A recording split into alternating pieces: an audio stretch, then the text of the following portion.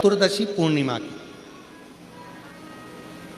अष्टमी नौमी अमावस्या की भी और अष्टमी नौमी पूर्णिमा की। ये वो तिथियां हैं जिन तिथियों में मां नील सरस्वती का स्तोत्र का पाठ कर कर एक शंख पुष्पी पुष्प, एक अपारिजात का पुष्प जलाधारी पर रखकर 7 बार अगर जल का पात्र से जल, उसके हाथ पैर भी काम करना प्रारंभ करेंगे, उसकी बुद्धि भी काम करना प्रारंभ करेगी।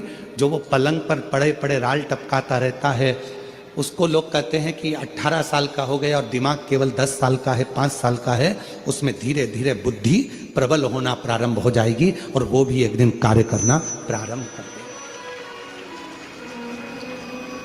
जिसको प्रीमेच्योर बच्चे भी कहते हैं। लोग कहते हैं ये बच्चा जल्दी हो गया था, ये बच्चा बीमार पड़ गया था, बचपन में इसको कोई इंजेक्शन ऐसा लग गया था, बचपन में ऐसा हो गया था, बचपन में वैसा हो गया था, गर्भाशय का जल उसके मुख में चले गया था, तो ये बच्चे की ऐसी गति हो रही है।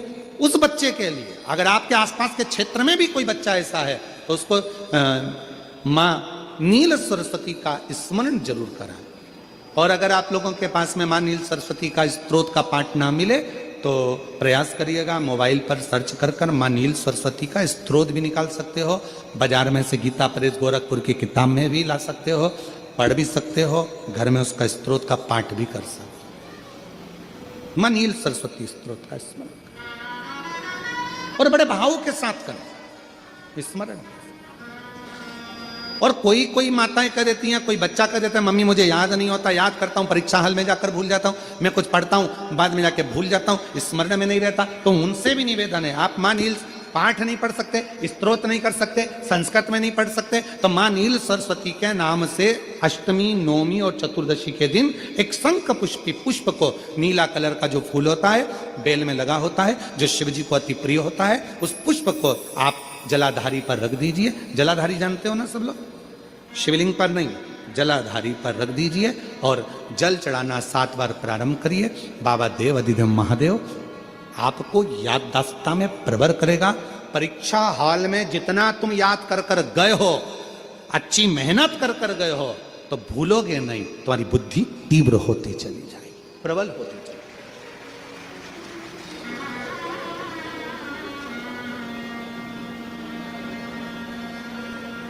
आजकल आयुर्वेद में आप लोग अगर आयुर्वेदिक दवाइयाँ लेते होंगे, आयुर्वेद वालों के पास यदि जाते होंगे, तो वो भी अगर बच्चा पढ़ने में कमजोर है, बुद्धि से कमजोर है, तो उसको शंख पुष्पी की चाय पीने का भी कहते हैं।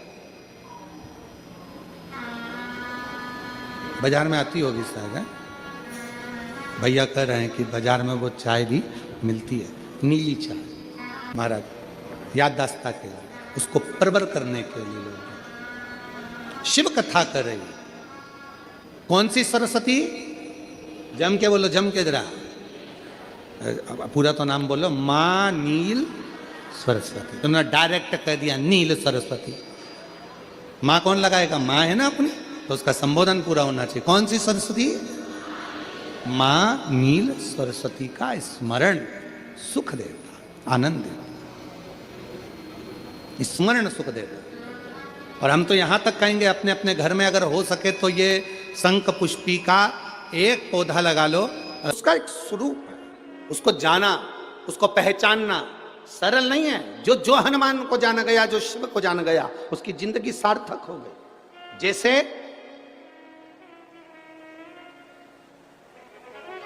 आप एक बेलपत्र, जैसे आप एक बेलपत्र की ये 2 जो पत्तियां होती हैं, जरा ध्यान देंगे, ये दो जो पत्ती नीचे की रहती है बेलपत्र, आगे का भाग एक बेलपत्र और नीचे की जो ये 2 पत्तियां होती हैं, इन 2 पत्तियों के ऊपर एक एक शमी पत्र। ये 2 जो पत्तियां हैं, इन पत्तियों के ऊपर एक एक शमी पत्र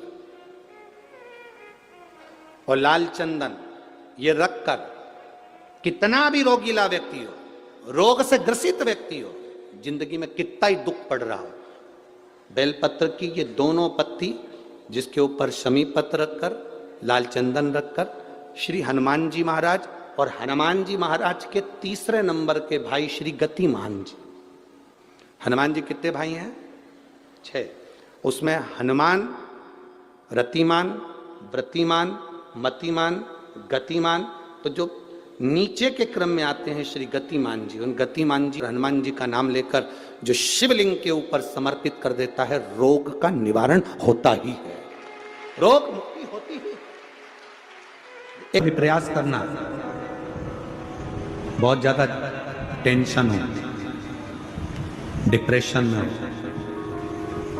ऐसा लग रहा है कि मेरा तो सिर फटे जा रहा है चिंता के कारण, शिव मंदिर में जाना, शंकर जी को एक लोटा जल चढ़ाकर जो जल बहकर निकले उस जल में 3 उंगलियां भिंगाना और अपने मस्तक पर एकदम स्थिर होकर वो 3 उंगलियां अपने मस्तक पर तेजी से लगा लेना और दबा लेना और मंत्र का स्मरण भीतर के भीतर ओम नाद करिए।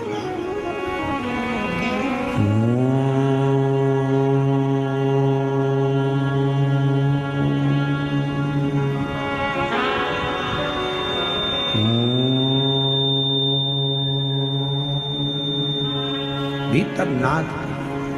चलो एक प्रैक्टिकल करके देखते हैं। अपना सीधा हाथ लो, हृदय से विचार करो कि मैं शंकर भगवान को जल चढ़ा रही हूं एक लोटा। जमीन पर उस हाथ का स्पर्श करो। अभी की अभी देखो, जितने बैठे हो सब, और बिल्कुल स्थिर रहकर जमीन का स्पर्श कर कर 3 उंगलियां लीजिए हाथ में और अपने मस्तक पर बिल्कुल दबाकर नेत्र बंद करिए, एकदम सटीक बैठिए, स्तुप, और सबको बोलना है 3 बार ओम का नाद अच्छी तेजी में, अंदर से बोलना है, बाहर से नहीं, चिल्लाना नहीं है, नाद करिए। सिर में दबाओ 3 उंगली को और बोलना प्रारंभ करो।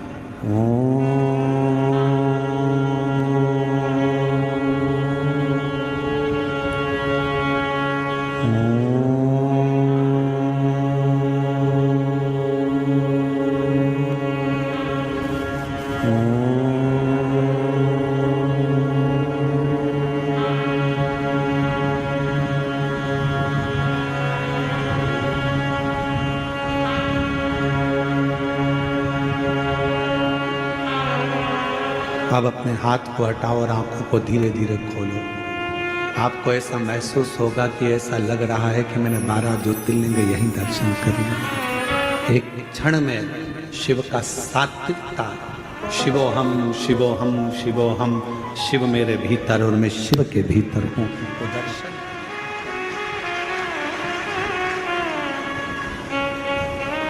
भीतर शिव है, बाहर शिव है।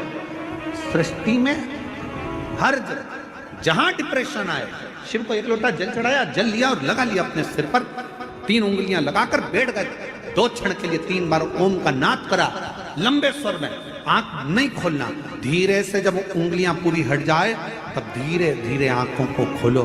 आपको ऐसा महसूस होगा, शिवोहम शिवोहम शिवोहम शिवोहम, शंकर मेरे भीतर है, मैं शिव के भीतर हूँ, संसार में शिव, शिव में संसार है, और मेरे सारे तकलीफ, सारा दुख, सारा कष्ट मेरे शंकर का है। अब मैं जानती हूँ कि मेरा कष्ट शिव मिटा देगा, शिव मिटाएगा। आप किस कामना से शिव जी के पास गए हो? आप किस कामना से भगवान शिव के मंदिर गए हो, भगवान शंकर के मंदिर गए हो?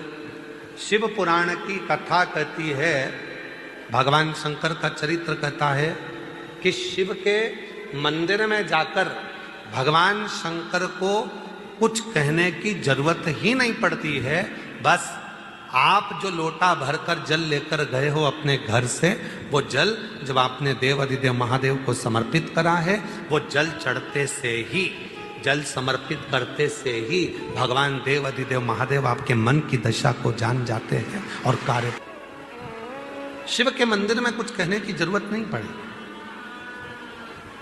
अपने घर से जब एक लोटा जल लेकर आप गए, एक लोटा जल लेकर जब महादेव के मंदिर में पहुंचे, वो एक लोटा जल नहीं है, वह अपने घर की पूरी दशा को भगवान शिव से जाकर कह देता है वो जल, और हमारा धीरे धीरे धीरे धीरे करते हुए हमारा कल बदल जाता है, हमारा समय बदल जाता है। केवल वो जल नहीं है,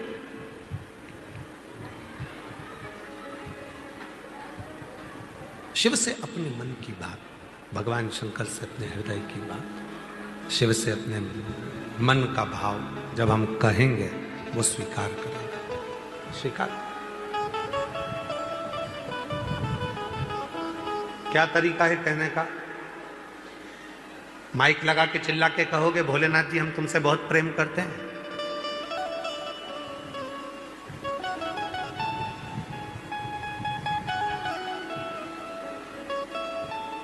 प्रेम प्रकट करने का तरीका क्या है? तो कहा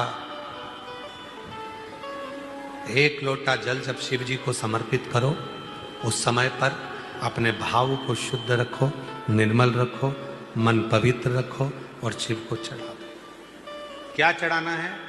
तो कहा जल, उस जल के साथ में चढ़ाना है अपना निर्मल भाव, निर्मल चित्त, निर्मल मन, शिव को समर्पित कर। कई लोग कहते हैं गुरुजी हम बहुत टेंशन में रहते हैं, हमारा कोई भी काम बिना अटके तो होता ही नहीं है, बिना अड़चन के तो हमारा कोई कार्य होता ही नहीं है, कुछ ना कुछ अड़चन जरूर आती है मेरे काम में। हम उनसे निवेदन करते हैं तुम अकेले ऐसे पैदा नहीं हुए हो कि तुम्हारे काम में अड़चन आती है। पृथ्वी पर जन्म लिया है तो हर व्यक्ति के काम में अड़चन आती है। भगवान राम जी को देखो, उनके भी काम में अड़चन आई थी, राजा राम बनने वाले थे और 14 वर्ष के लिए वन चले जाए।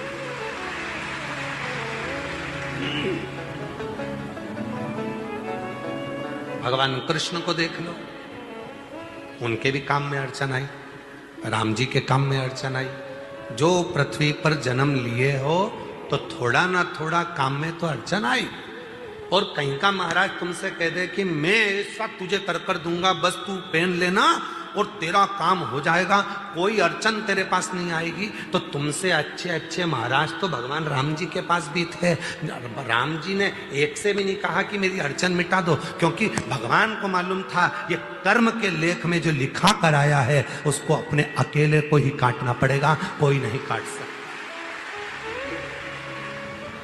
इसको अपने को स्वयं को काट, यहां कोई दूसरा नहीं काटेगा, यहां कोई दूसरा नहीं काटेगा। इस कर्म के लेख को तुझे काटना, इस कर्म के लेख को कोई दूसरा नहीं काट सकता। इस कर्म के लेख को मुझे खुद को काटना, स्वयं को काटना, कोई दूसरा नहीं काटेगा। इसीलिए अड़चन आ रही है,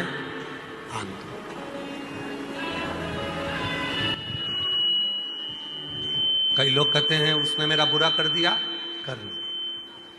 कई लोग कहते हैं वो मेरे को गाली देता है, देने। कई लोग कहते हैं वो मेरा बुरा चाहता है, चाहने दो। तुम्हें तुम्हारे महादेव पर भरोसा नहीं है क्या? वो एक लाइन पहले बच्चे लोग सीढ़ियों पे बैठ के एक रील बना के कहते तुझे मुझ पे भरोसा नहीं क्या? वही ऐसा एक रील बनाई थी ना, सुनी थी तुम लोगों ने? क्यों मालेगांव वालों सुनी थी? तुझे मुझ पे भरोसा नहीं क्या, ऐसी रील बनाई थी पहले किसी ने, तुझे मुझ पे भरोसा नहीं क्या। उसी तरह महादेव कहते हैं दुनिया तुझे गाली दे, अपशब्द कहे, ताने दे, आड़ा टेढ़ा बोले, बुरा बोले, आड़ा टेढ़ा बोले, चाहे गाली दे, चाहे अपशब्द कहे, चाहे दुनिया के लोग कितना भी तुझे आड़ा टेढ़ा कहें, तो चिंता मत करना, मुझ पर भरोसा करना, तेरा एक लोटा जल खाली नहीं जाने, खाली नहीं।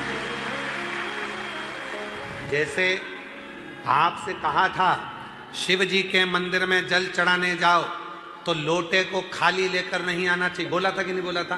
खाली लेकर नहीं आना है। शंकर जी के मंदिर में जल चढ़ाने के बाद वहीं का जल 2 बूंद उसमें लेकर आओ, उस जल का आचमन करो, अपने घर में प्रोक्षण करो। क्यों?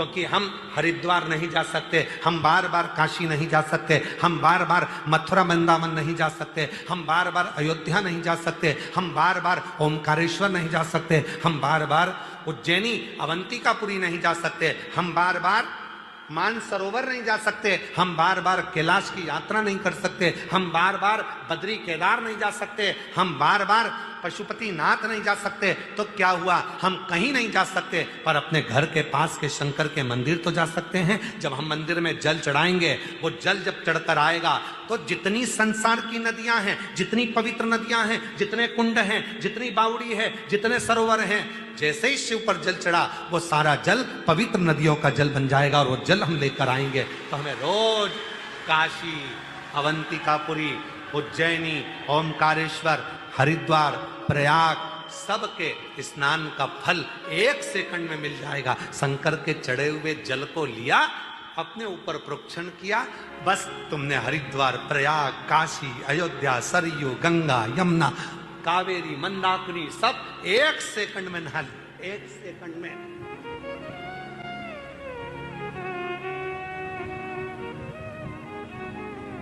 और हम तो रोज नहाते हैं, तुम नहाते हो क्या? जम के तो बोलो। हमसे कोई पूछे क्यों महाराज जी गंगा कितने दिन से नहीं नहाए, हमने कहा रोज नहाते हैं।